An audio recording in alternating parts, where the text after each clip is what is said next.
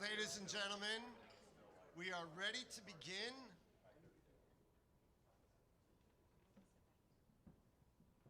This is exciting. I have to say this is one of the most exciting things I've done in my life. And I've done a lot of really cool stuff too. For those who don't know me, which is probably two people, I'm Gary Shapiro. I'm president and CEO of the Consumer Technology Association. We are a national, actually that we also include Canada, US and Canadian organization representing the technology industry. We have well over 1,200 members, corporate members, and we own and produce the CES, which is the world's coolest, funnest, most exciting innovation event. It's the largest. I just came back last week from the Trade Show Executive Awards, and we were awarded the #1 show based on size in 2002, which was our smallest show in like 20 years.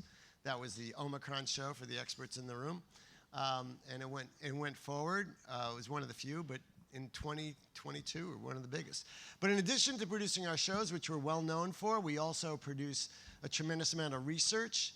We're advocates. We advocate before governments, state and local and national, and sometimes other countries. And we communicate things. We create standards. We focused on HCTV. We just announced recently, last week, a major effort on artificial intelligence, which included all the different things we're doing. So we're out there trying to make a difference in the world. Our mission is very clear, and it's focused on innovation. Innovation is what drives the world forward. Innovation is very important, and innovation is solving some of the most fundamental problems in the country and in the world. And I'm really excited to be here as part of the UN campus. This is a first, I know, for many of you in the room. It's definitely, I've been here before, but never have we ever held a press conference. Since the CES started in 1967 in New York City, for those of you that don't know, and I was not there then, but I was in New York as well, I was not what I am now in terms of my ability to speak, but I was talking a lot back to my parents, they tell me. My son Mark is here actually, and he's going to quote me on that line. And this is so important, he's missing school, and my wife, Dr. Susan Malinowski, is missing patience to be here. So that's how important this event is. I think we're making the biggest news we've ever made as an organization, and it's appropriate because this is our 100th anniversary. We started 100 years ago as the Radio Manufacturers Association. We changed our name to the Radio and Television Manufacturers, Radio and TV Manufacturers Association, went to the Electronic Industries Association, Electronic Industries Allowance, we were the Consumer Electronics Group, then the Consumer Electronics Manufacturers Association, and then the Consumer Electronics Association, and then the Consumer Technology Association. I think I'm the only one in the room who could say all that. That's, yeah, there you go. But I'm thrilled to be here on the UN campus. Okay, good. I got the word. I don't have to keep talking because our special important guest is here. And I'm thrilled to be here on the United Nations campus, especially during the UN General Assembly meetings, which brings together the very top leaders from around the globe. So that's why we asked that you be here early, that you get here. Sorry about the rain. And I know some of you got wet, but that's okay. You're here. And I want to thank some people, the UN Trust Fund for Human Security, the World Academy of Art and Science. We have so many great representatives from that here, as well as Walt Stinson, who called me in January of 2022 and said, you know, I am charged with doing some really cool stuff about human security and basic human securities that every person on the globe should have. Ketan Patel, who's the chair of the Force for Good. Jonathan Granhoff, who sits on the UN General Assembly at large, although he's known for nuclear disarmament. He's actually on there as well for something that he's really focusing on now, anti-corruption, so we can get funds to accompany all those, get all those UN sustainability goals. I want to welcome our special speaker, the UN Envoy on Technology, Amandeep Singh Gill. Gary Jacobs, the President and CEO of the World Academy of Art and Science. Megan Lee, the North American CEO of Panasonic. Samantha Kelly, the Senior Writer of CNN Business. I also want to recognize some of our volunteer leaders that are here in this room. Our former Chairman and Executive Board Member and President of Macintosh, Dan Pidgeon. Jimena Gates, our Executive Board Member, Board of Industry Leaders Member, serial entrepreneur, amazing person that does so many things, is a cheerleader for the industry and for CTA. Raise your hand, Himana, from Build Within. And Drew Schiller of LADEC, who is so active in our health division, making sure everyone could benefit from these wonderful wearable devices that are helping improve our health. I'd also like to recognize other Bill members, Julie Alexander of Executive Online and James Fisher of Samsung. Thank you for coming. And we're here today because we all recognize the enormous and powerful transformation that technology allows us as a society. And if this is an appropriate place for us, because the UN is moving the world forward in a positive direction, and that is something which makes a big difference. And we believe, and I think share that many of you in the room, the belief that technology can make a difference in terms of how we address the most fundamental problems in the world. The problem of a lack of food, a lack of health care. We want clean water. We want clean air. And all these things, technology is making the difference. And of course, we see that at CES all the time. And at CES 2023, we were so happy to work with the UN Trust Fund for Human Security to have our first CEN history with a theme and a purpose. And we showed a spotlight on technology that makes our world a better place to live for literally billions of people. And the technology that's bridging the gap as we work towards the 17 sustainable goals. That's what you see over there. That's what this, whoops, I'm supposed to take that off. But that's what this pin right here represents. And those are important goals. So it's not an overstatement to say that technology is vital to the survival and flourishing of mankind. And it's a great moment to stop and simply reflect on how far we've come, to recognize that we're just scratching the surface of what's possible. So access to technology obviously enhances the human experience and is so important to development and for us going forward because it allows us to do more with less, to be creative, and to make a difference. With that in mind, I'm thrilled to make two announcements. First, at CES 2024, we'll continue to work with the UN Trust Fund and the World Academy of Art and Science to advance the Human Security for All campaign. And second, to recognize technology's transformative power and potential, that the United Nations will add technology as a new pillar of human security.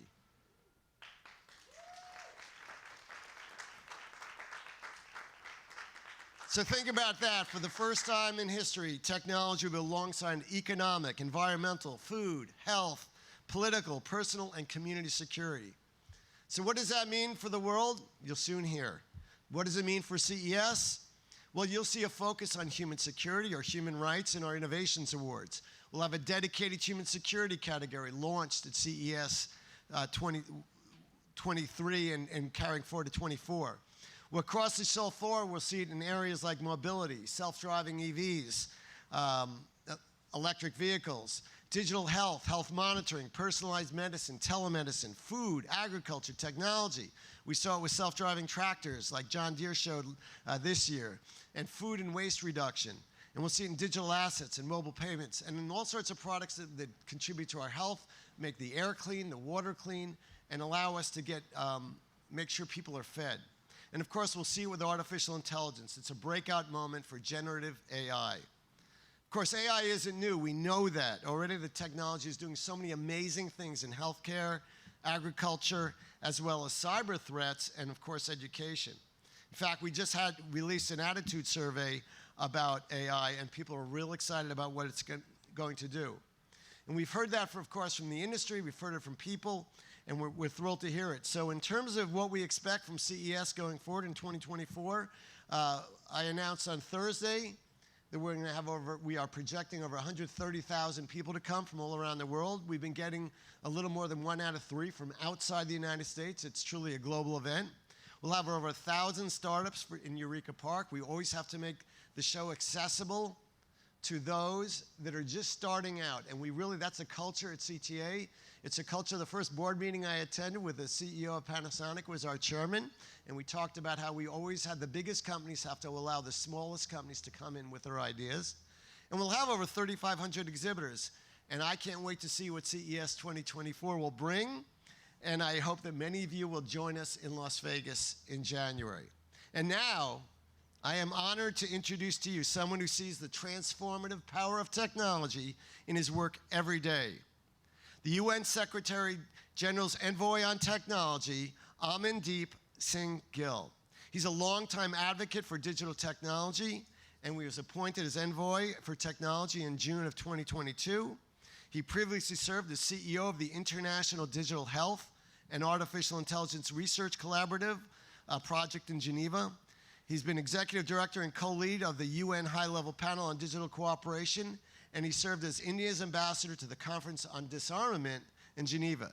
He holds a PhD from King's College in London, a bachelor's in electronics and electrical communications from Punjab University, and an advanced diploma in French history and language from Geneva University, a real underachiever. When we first met earlier this year, I was so impressed with his deep belief in the power of technology to make the world better, especially digital. We both see technology as a tool to improve the lives of people around the globe. Ladies and gentlemen, please join me in welcoming our special guest, Amandeep Singh Gill.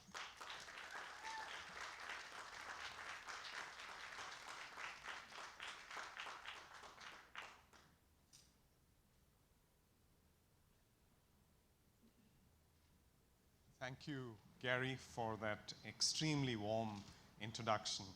And it's a pleasure to be here. Nice to see you, Jonathan. It's been a while. I owe my introduction to Coleman Barks to Jonathan. So we're talking about art and science. The heart and the head, the mind must come together if we are to get technology right for the Sustainable Development Goals. Now, I want to keep things simple today. Just to start by acknowledging that we are at the midpoint of Agenda 2030, and we've fallen behind.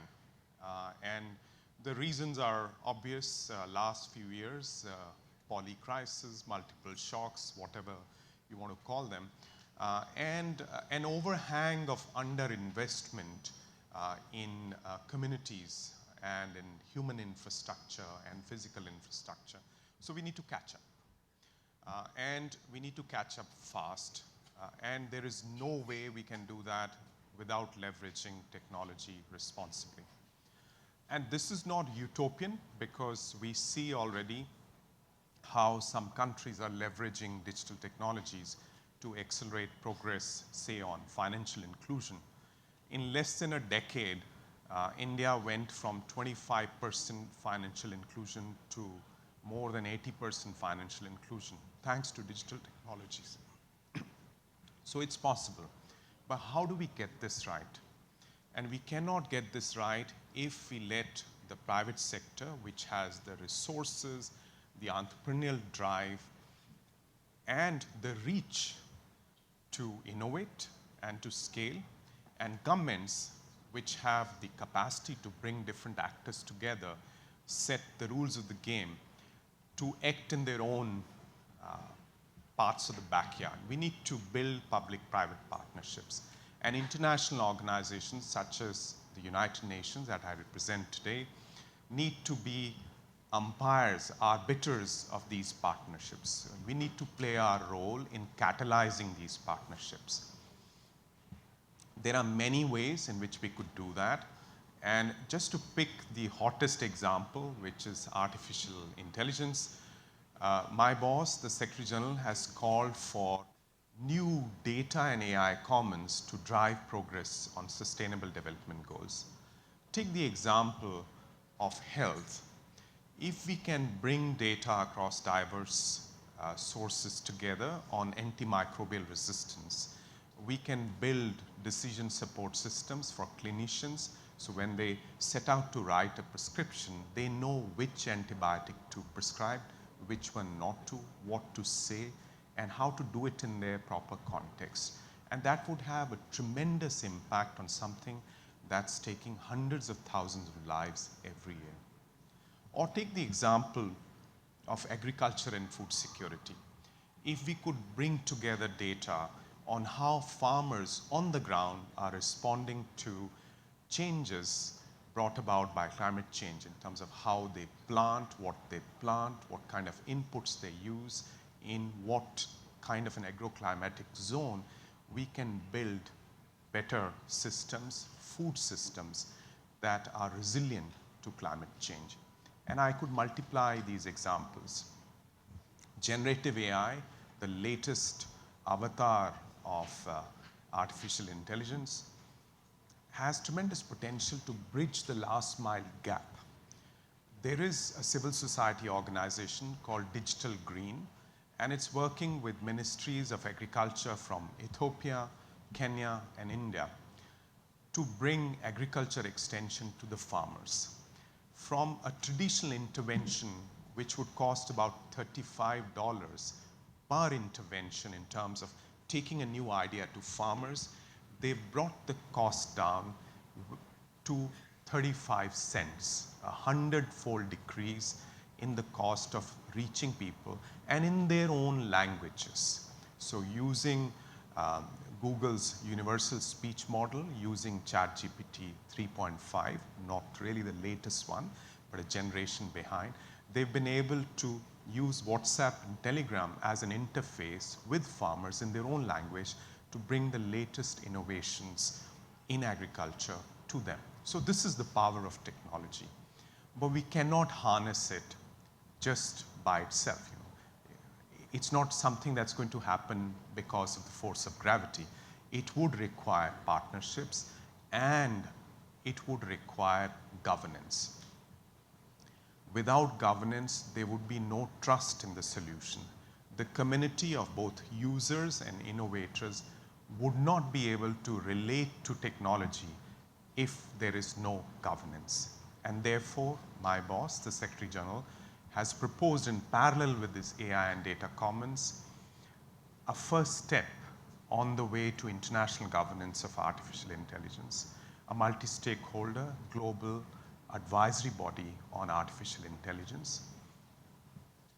We are currently finalizing that body, should be launched next month, and its task would be to map out the opportunities landscape.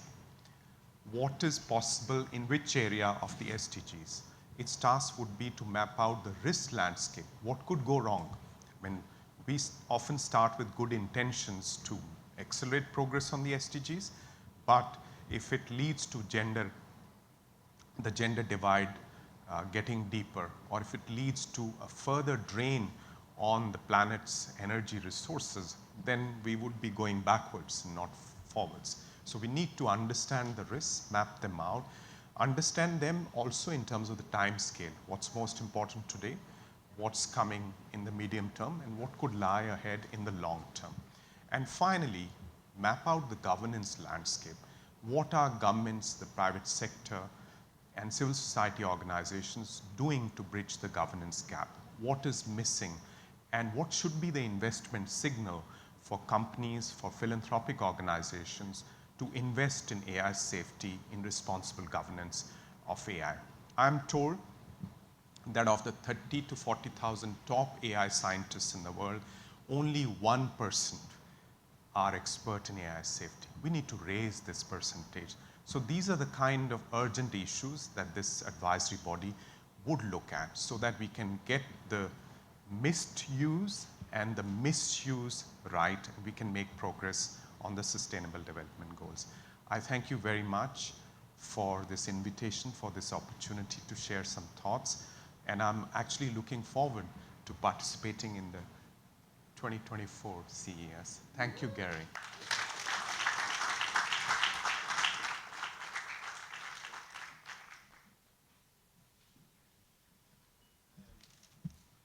Thank you for those terrific insights. And now, to moderate our next panel, I'm thrilled to welcome Samantha Kelly, a senior writer at CNN Business and a longtime tech reporter. Samantha covers the technology that impacts the way we live, work, connect, and experience the world around us. She's a longtime CES hand, having covered the show for more than 15 years. That's really astounding. So please welcome Samantha Kelly.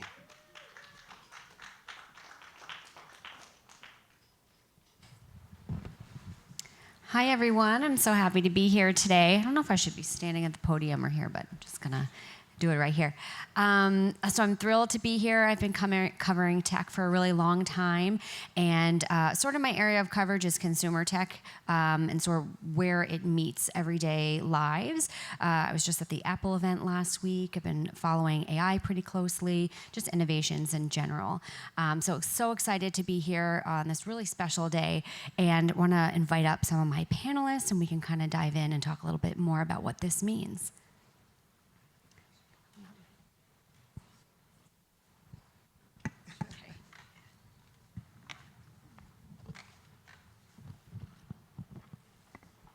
All right, great. So first, let's just start. Maybe everyone can introduce themselves and share a little bit about what you do. And then in the spirit of CES, maybe you can, I don't want to put you on the spot, but I'm going to put you on the spot anyway. Maybe you can just share if there is a gadget or a tech service or something that you just are obsessed with or can't live without, or something you're looking forward to. Megan, start. Okay, so you did put me on spot. So I'm going to introduce myself while thinking about the gadget that I cannot do away with. So I'm Megan Myungwon Lee. I am with Panasonic for 35 years. Panasonic used to be a TV company, but Gary's son couldn't remember our TV, so I'm a little upset about that. But most of you, I'm sure you know us as a TV consumer electronics company. But as of today, we're 95% B2B, and our biggest business as of today and growing is EV battery and renewable energy space. My gadget that I cannot do away with is I hate to admit, have to be phone, right? What can you do without a phone? I don't want to be obsessed with it, and I'm trying to manage the relationship with my phone, but it has to be the phone. Gary. I'm Gary Jacobs, president of the World Academy of Art and Science and co-chair of the global campaign on human security for all, which we're going to talk about today. I'm delighted to be here and really grateful to CTA, Gary Shapiro, and Amanda Deep, and the UN envoy, Tech Envoy, and our partners, the UN Trust Fund for Human Security, for bringing this and making this possible. Gary spoke briefly about the significance of this partnership, and I'd like to elaborate on it as we go forward. But I think this is a really crucial moment for the world, and a really crucial moment for business, science, and technology organizations such as ours, and the global governance system. This is the time we've got to make it right. And I think the kind of initiative that we have here is exactly what we need to do that. Amen to that. I agree. Good morning, everyone. I'm Kinsey Fabrizio, Senior Vice President of CES and Membership at CTA. And I work on CES and membership. I'm excited to talk to you all today about the show. I think I'm going to say that my favorite tech or feature of tech that I can't live without is GPS. I'm very directionally challenged, both indoor and outdoor, so I really like GPS. That's a good one. Gary, do you have one? Do you have a tech, something you can't live without? I use all the tech, and I think it's all important. All the time. Okay. But the basis of all our tech is our language for communication with each other, and tech facilitates it in so many ways that it's hard to choose. Without it today, we could not be doing what we're doing here. We could not be doing what we're doing in the world. So I use as many as we can, and I think they're all wonderful for us. That's great. Thanks so much. And I'll say my favorite tech thing is, I'm technically cheating because it's not out yet until Friday, but kind of building on what Megan said, is I'm very excited about the iPhone now having USB-C charging. So now I don't have to just ask, look around and see where I can find a charger. I can ask an Android friend or someone using a Pixel, or I can now charge my laptop with a phone. So helpful. So I'm very excited about that. Anyway, okay, let's dive in. So Gary, let's start first with you. Maybe you can just tell us a little bit about how you envision or how you see technology being able to shape and really help some of the world's biggest challenges, both in the short term and in the long term. Well, Amanda Deep really gave some good examples of that already. I'd like to start by saying this, what I think we symbolize here is not just technology. We symbolize here a marriage between the science that develops the new knowledge, the technology that converts it into usable, useful, practical ways in which it can change our lives, the governance that we need in order to, which Amanda Deep also referred to, for every achievement that we've had in society, a time has come when the way we set up the laws and the policies to support it, to give it the importance it needs, and to make it more effective in reaching out and serving the lives of people. I think what we really represent here is that marriage. And this meeting, also because it's a partnership with the Human Security Trust Fund and the Global Campaign on Human Security for All, it introduces one other element, and that is people. I don't mean we're all people and all of this work is done by people, but global society.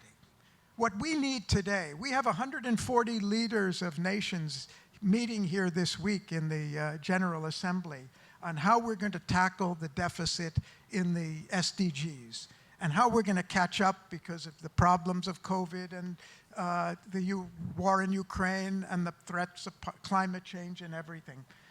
But what we don't have fully directly represented are the people of the world, of humanity.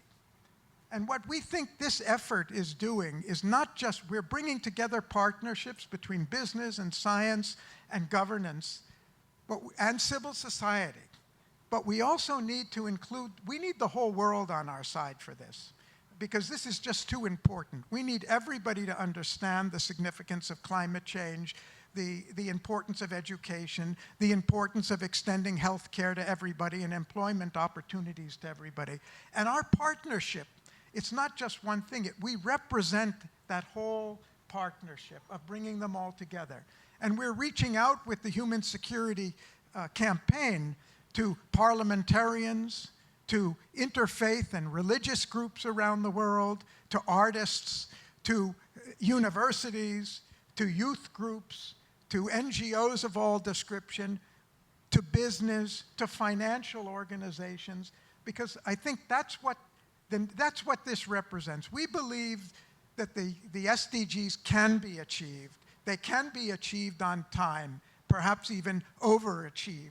But we can never do it just with one of these things. We've got to do it by bringing them all together. Great, thanks, Gary. Kinsey, let's talk a little bit more about CES this year. Can you walk us through the theme and why now, and why CES feels, or CTA rather, to push the conversation forward in this way? Yeah, well, we were really happy to partner with the World Academy of Art and Science and UN on the Human Security for All theme. It really made sense. For years, CES has been bringing the world together at our show and highlighting tech that is solving some of the world's biggest challenges. So it was a very natural fit to partner on this theme and be able to showcase all of the wonderful solutions. And the way that we brought that conversation forward at CES 23 was in really 3 key areas. We wanted to make sure that we were highlighting all of the exhibitors on our show floor that were developing amazing technologies that aligned with each pillar of human security.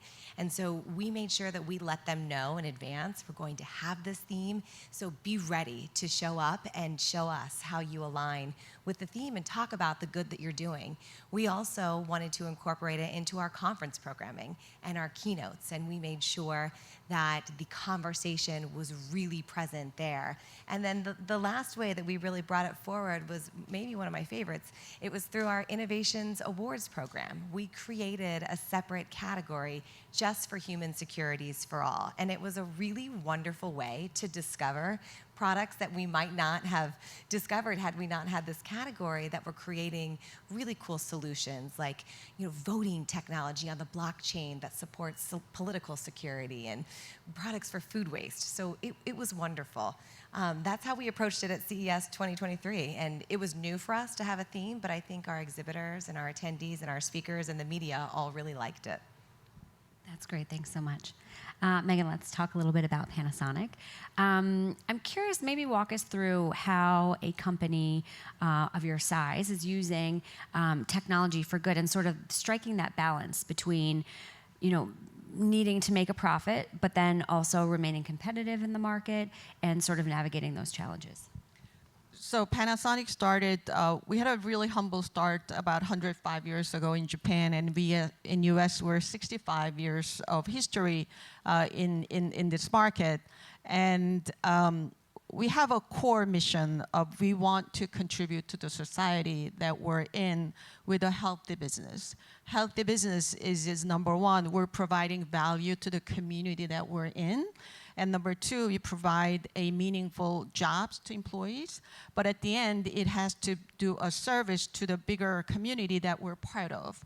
We're never that savvy about maximizing our profit, but also at the same time, having healthy profit is we consider it as a recognition and validation from the society. So with the history of Panasonic and what you just mentioned, Gary, really hit me in a way that as a business person, it's really important. But I also have two children who are grown up, challenge me all the time as a business person and as a corporation that how can we all coexist long term, not just short term. And we have this long conversations, but they're at the stage of planning their family, and they said, can I expect the world to be sustainable for my children's unborn future? And it has a very different effect on me when we think about business, and it's a little bit of full circle, what you just mentioned, and what can we do to be here for another 100 years? And we can only do that by providing healthy, sustainable business that we can all coexist. Great. What are some of those things that you guys are working on, and what are the challenges that are kind of coming up? So we started as a consumer electronics company, and we all remember, and I hope you do, the wonderful gadgets that we provide to this market. But we're real excited right now. Our biggest business and growing business, it's more than 40% of our business is in renewable battery. And we have a factory in Reno, a gigafactory, partnering with Tesla, employing 4,000 employees. We just made the announcement, and we're building the factory as we speak in Kansas. And we're really bullish about that in this market. Great, thank you.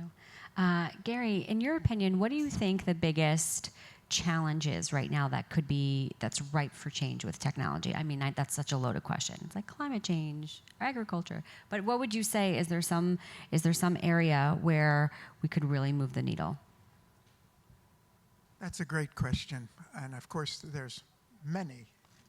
They're all the 17 SDGs, and they're all the 7 dimensions of human security, and technology can be is already, but can be even a much more powerful driver for all 7 dimensions of human security. Just like I didn't choose my favorite technology because there are so many, I can't choose my favorite dimension either because they're all so important, and we can't live without any of them.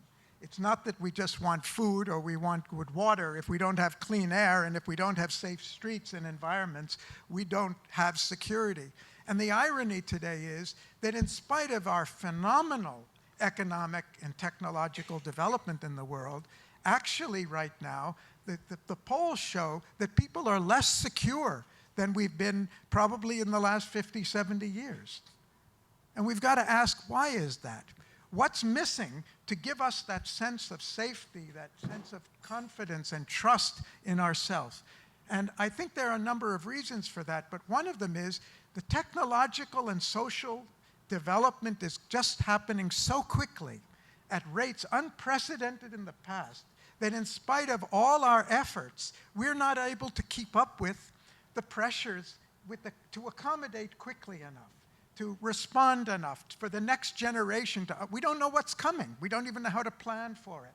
And so that poses a real challenge. And I think there are many answers to that, but to come back to answer your question, I think the most crucial thing that we have to do is we need an educational system that's not just oriented towards the past, to collecting and passing on the knowledge and history of the past, but able to prepare the next generations for what's coming in the future.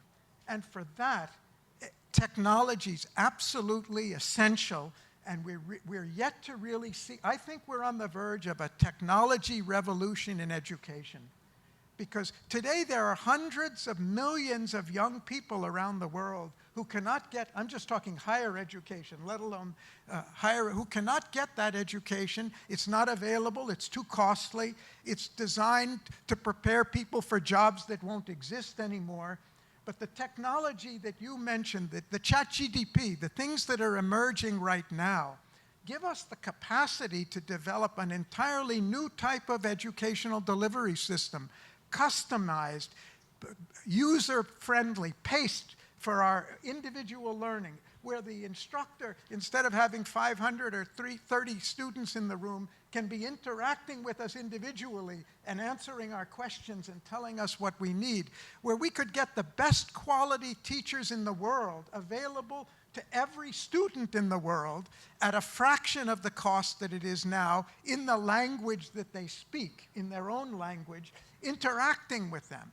I think we're at the verge of a real revolution, which may dwarf many of the technology revolutions of the past and help prepare global society for the pace of change that's happening, and give the next generation the capacities, the skills, the knowledge, and get the knowledge from business. And I'm saying that it's not just the technology, but we've got to break the monopoly on education as it's something that only happens in traditional institutions.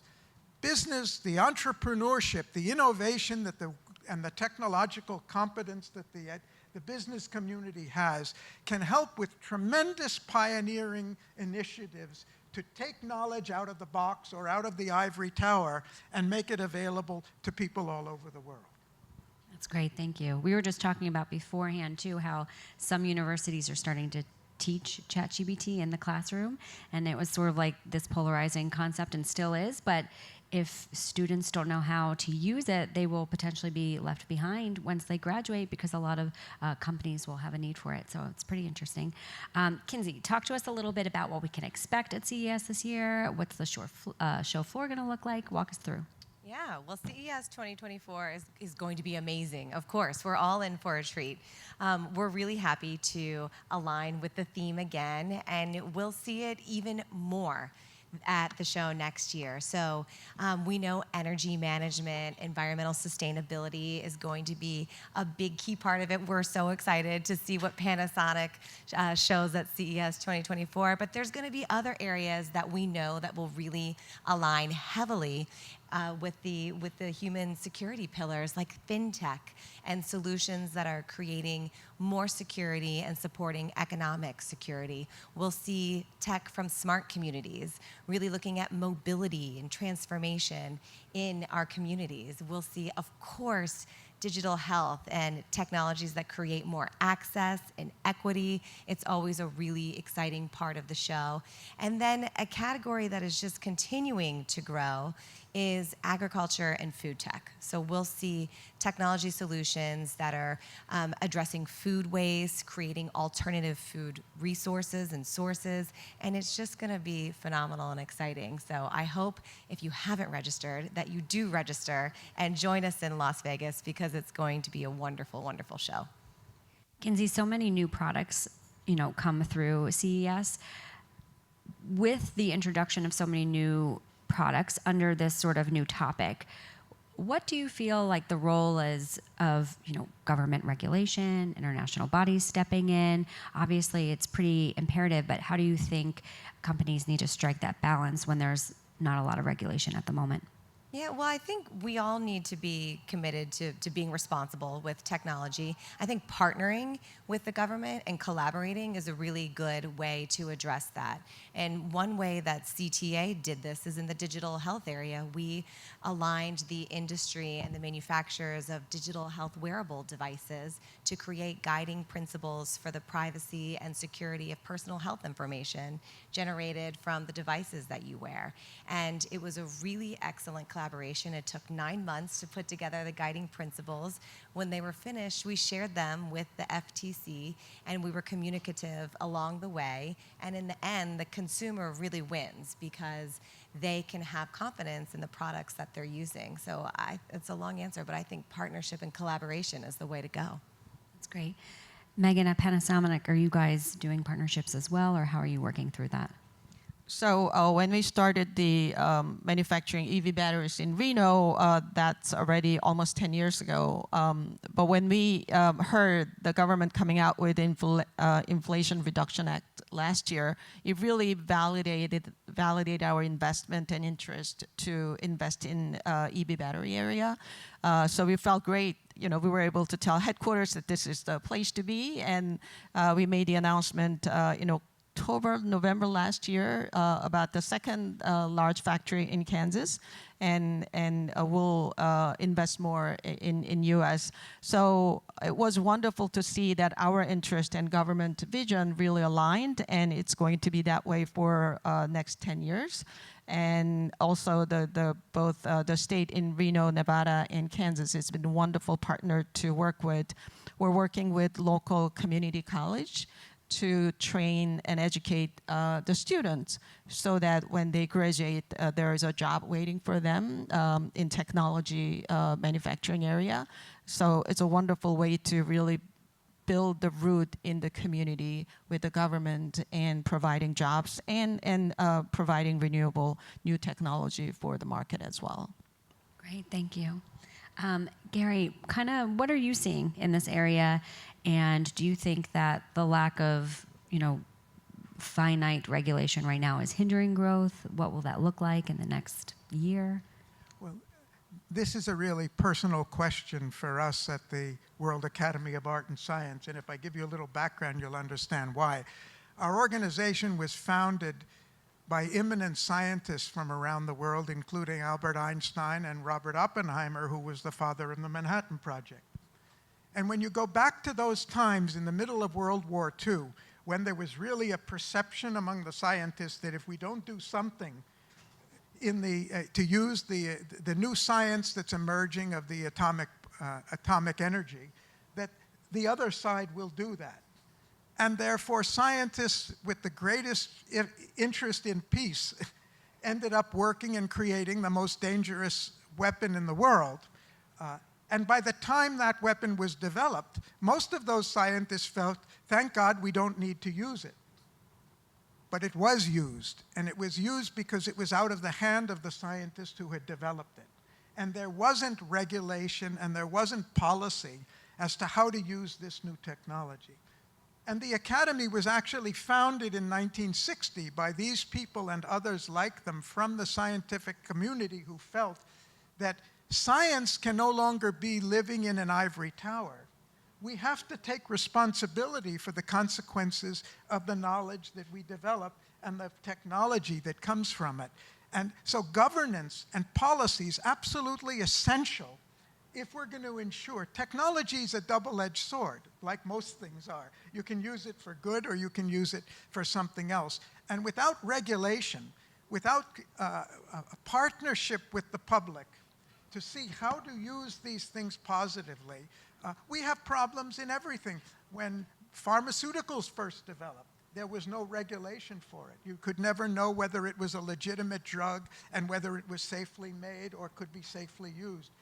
Back in 1960, we really started in the US with very close, I've studied the industry, very close regulation of how things are made and even what the company tells the doctor as to what this is good for or not good for and what's the evidence to document it. Every field where we've had great advances, at some time, technology has had to be introduced in order to ensure that it's as far as possible, used for the public good and not just used in every way by every, for anything. Our partner, Force for Good, is just coming out with a report to show that the policy and regulatory aspect is a critical aspect for achieving the SDGs. So I think we don't look at it as one thing or another. We need to get all the pieces in the right place if we're going to achieve these goals.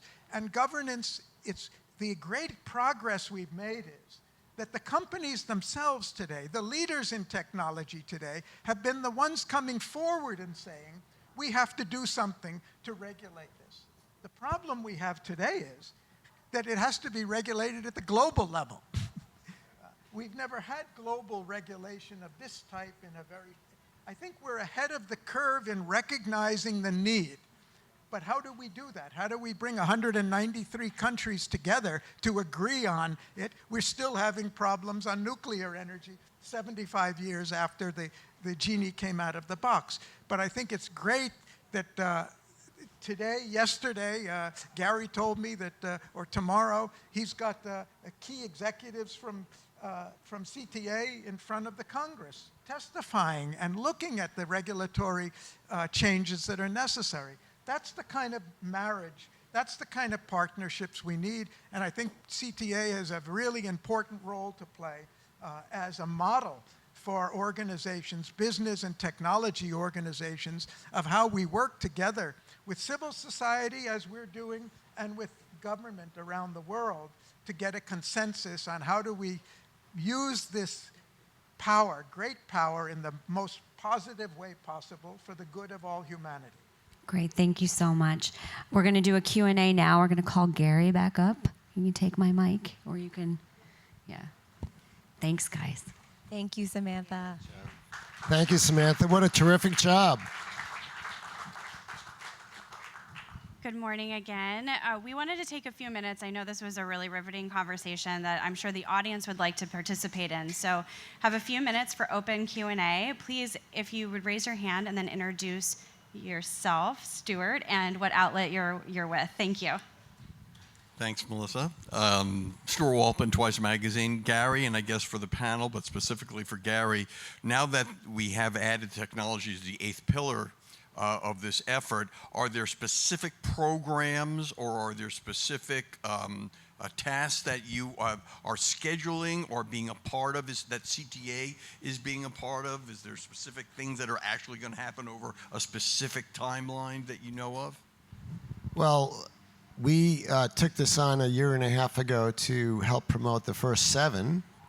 And the timeline, as you know, in a lot of our lives is dedicated to the CES. And until COVID, that was a pretty specific timeline. And we went forward in 2023, this year, and accomplished beyond our objectives. I think it's fair to say we were pretty happy, as were our partners. So this introduction of this new technology security, I think, is a statement about technology overall importance in the world. And it's something you'll be hearing a lot about at CES. Could I just make a brief comment on that? That if Gary Shapiro and the board of CTA hadn't accepted and invited us to CES last January, I don't think we would be where we were today. The response, the leadership that they had at CTA, and their opening up and being willing to explore all of this is what gave it the importance necessary that we could go back and be here today announcing technology as the eighth pillar. And that's why I started by thanking the organization for the role it's playing in making this happen. And just to add a little bit, it's been a wonderful partnership, and I expect it to enhance and continue as the years go on. But what I will say is that technology, as I think Gary indicated, is moving very quickly. And that's caused some issues in public policy around the world with people. And we recognize that. But that's the history of technology, from the invention of the wheel to the printing press to the flight to the computer to the telephone. The new issues come up. And we are not an organization that says we don't want government involved. We want to partner with governments. We want to talk about public policy, but we want to talk about and not lose sight of the good that can be accomplished by all these amazing things that are happening so quickly. So our focus is really going to be on the good, but at the same time, as an organization, we're looking and saying, we want to work with you, government. We want to have some guidelines or some stops along the way to know what is we can do, what we can't do, and encourage innovation to flourish in a way we should do things. So that's more of an iterative process that occurs as time goes on. So this will be part of our, when we talk to the press, when we talk to Congress, when we talk to every constituency, this will be in part of our remarks about the importance of human security in these different ways. Not only technology by itself and everything, but technology that enhances the other 7 that are out there. Go ahead. Can I add to that question? I don't want this question to last too long, but that was a really wonderful partnership that we do with Gary and CTA, that we've worked with them probably all through our history. And we're much more than, it's sad, it's not sad, that I remember that we started with radio.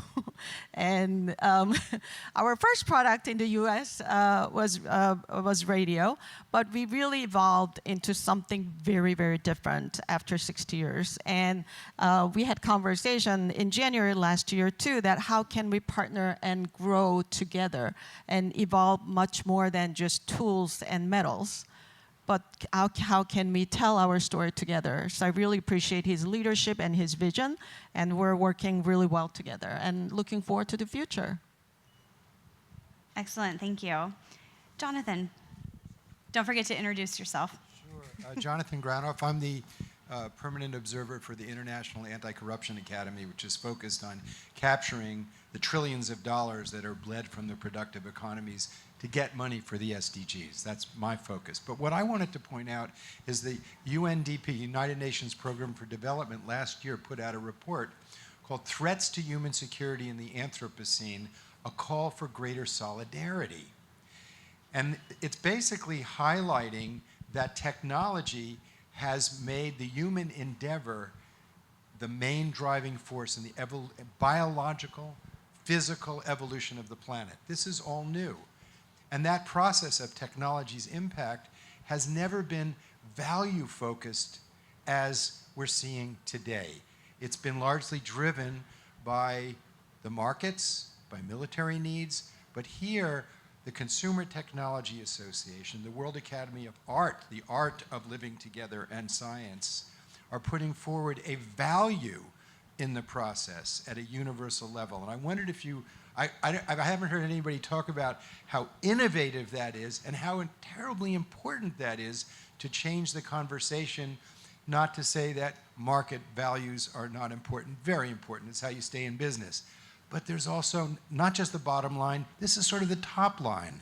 And I wondered if you could talk about what moved you to do this. This is really important. It's historic, it's unique, and it has to succeed. Thank you.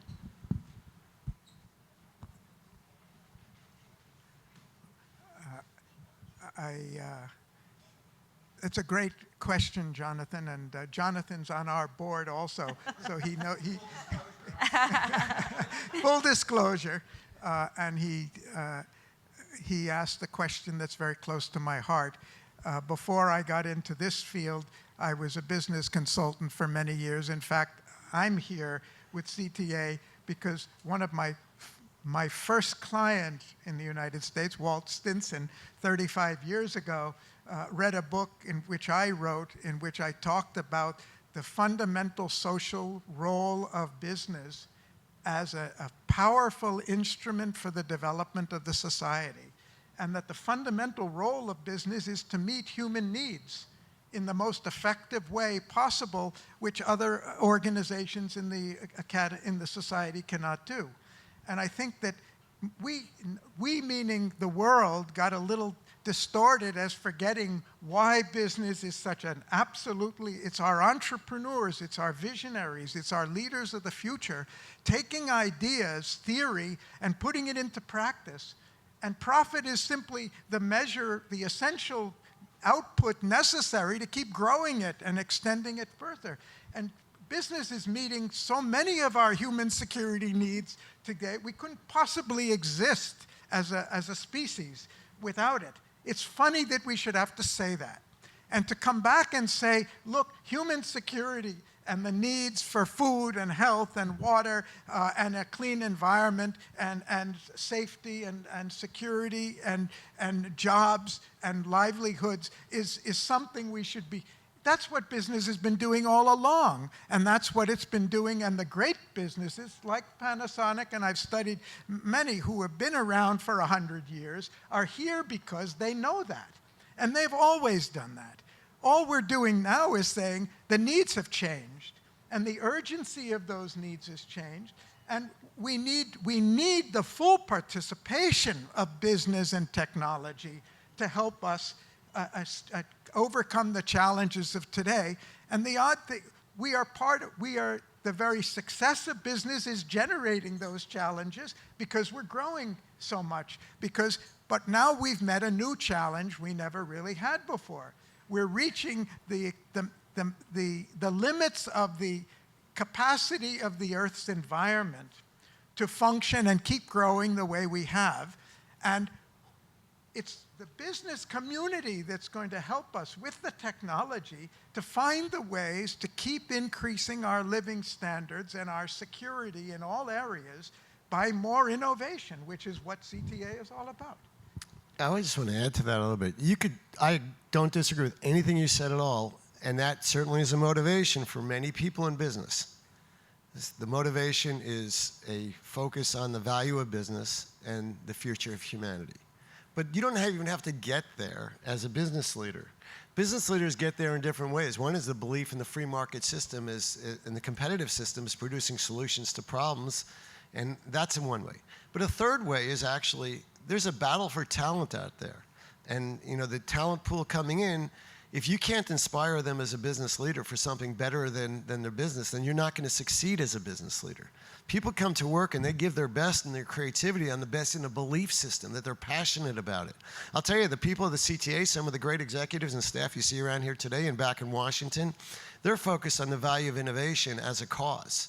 And they believe in it as passionately as I do, that it is going to solve the world's problems. So you could come at it any way you want, but you'll end up in the same place. I mean, business people are humans. They have grandkids and kids, and they want the future to succeed. Or you could say it's the free market system with profit that will produce a lot if they're really providing solutions. Or you could say they want talent. There's probably 4 or 5 other ways that people motivate. But I think most of it gets in the same place, but not all of it, which is why governments play a legitimate role in setting the guidelines and parameters of what business can do, and the SEC and their equivalents around the world, and other things are out there to say this is okay and this is not. Or even now, with technology, even more effective than those government agencies sometimes, are the fact that consumers are rating each service they get and showing everyone else in the world how they're being served, whether it's Uber or a hotel or any other service. Thank you. We have time for one last question. Please, John. Hi, everyone. John McAlalisi from KPMG, Global Head of ESG and Sustainability there. This has been a wonderful, wonderful panel, wonderful discussion, and thank you to Kitan for inviting me. So, at ESG, in terms of ESG and the work that I do at KPMG, there are so many challenges that our clients have to battle through. This huge reporting challenge around greenhouse gas emissions. Just not so long ago, I had a discussion with a client and said, well, ESG is dead. ESG is yesterday. It's all about AI now, isn't it? And they're struggling really to understand, what do I focus on? Is it technology? Is it the environment in terms of climate? Is it the planet? And really what I love about this is the intersection, the way that you beautifully tell a story, that it's not either or, it's both and. It's technology and it's also human security. And I think really, events like this and, connecting with senior leaders so that they can articulate a story in a really simple and a compelling way is so important. It's so powerful. And I would just ask the panel, what advice would you give to senior leaders who are really struggling with where to focus. Is it the cost of living? Is it energy security? Is it AI, this new challenge? You know, how can you give them just some advice to coherently articulate in a way that you have so beautifully done here? Now, it's not either or, it's both and. Technology has an important role to play in all of these things moving forward. So just wanted to answer that. Thank you. So, if I may, I felt like you studied our basic business philosophy, and we need to talk more about that. Thank you so much.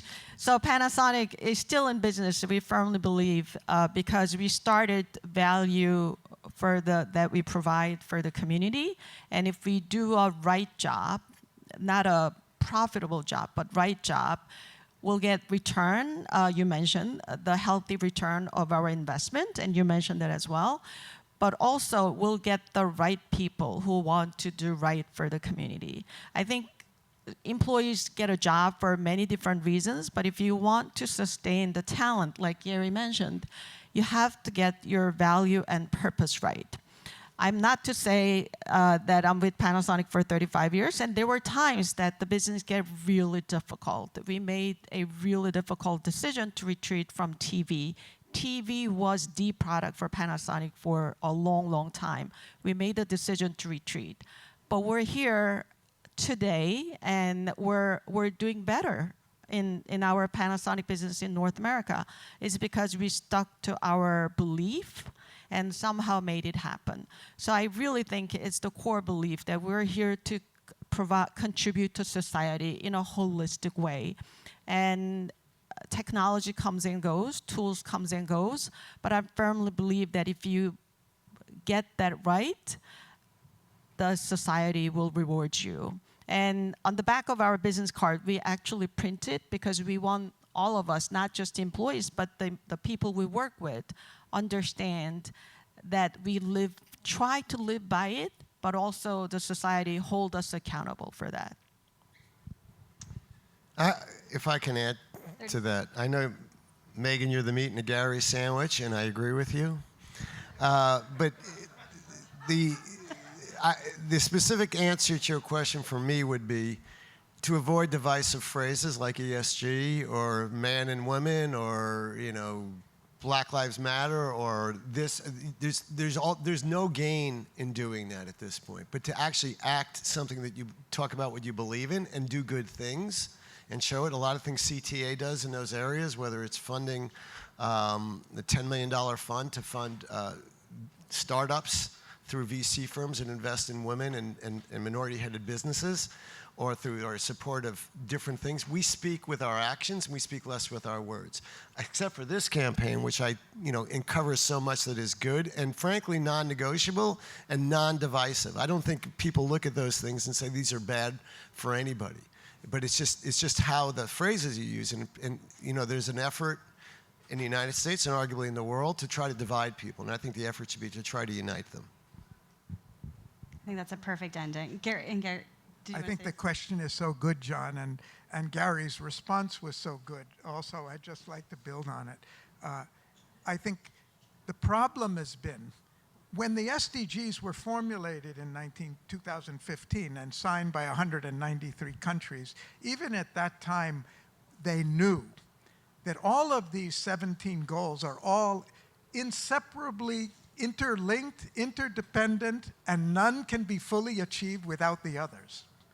And unfortunately, just because of the mechanisms of government, of education, and everything else we do, that Gary said, we divide everything up, we prioritize it, we specialize in it. And what we're trying to do through the Human Security Campaign is, we are trying to do what Gary said, we're trying to unify it. How do you unify? What is the unifying link between all of the SDGs is the human being. And we get so caught up in talking about CO2 levels and sea levels and food production statistics and data and everything. But ultimately, the goal of the campaign is to say, the human individual, all 8 billion of us, are they are the resource. They are the most precious thing on the planet. And it varies depending on where you are. Whether water is the problem, or health is the problem, or education or employment is a problem, everybody's got different needs. But everybody should have a right to security. And so the idea of an integrated approach where we take all the sectors of society and look at the needs of communities and individuals, the last thing I'd say on it is, we think the most difficult thing for us to do is to communicate to the 8 billion people that we're in this for you. We meaning the UN, the business community, and all the sectors, ultimately, this should all be the benefit of every human being on earth. And so what's in it for me?